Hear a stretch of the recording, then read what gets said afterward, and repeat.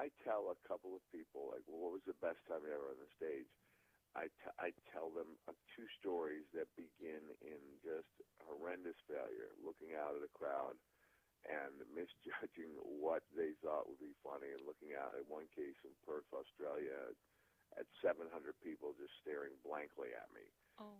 And Brendan Burns, who is a not an Emmy, an Eddie, as an Edinburgh award-winning comic, internationally known and respected, he just said, mate, you can't do it.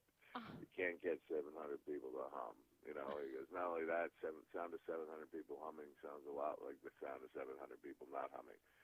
And I said, I'm going to get them to do it. And it took me 5 months to kind of find the courage to try it again. I was telling my daughter this story in the car on one of our road trips, and just the joy I have telling the story that I was actually found a way to make it happen was every bit as satisfying as as my finest moments in the ring.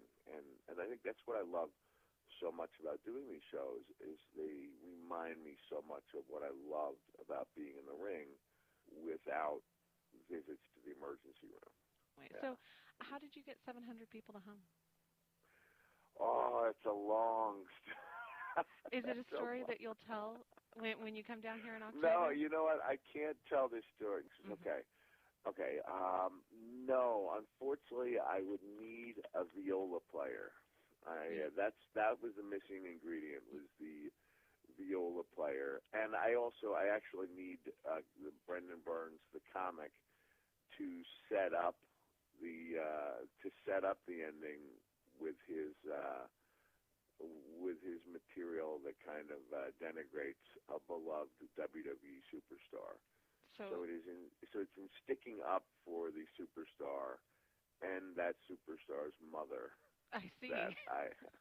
It's a complicated piece, but I told my daughter when I was about 10 seconds away from going live on a British talk show that I thought back to meeting a viola player in the green room who would be performing with a band later in the show, and I said, hey, maybe we find a way to do something musically.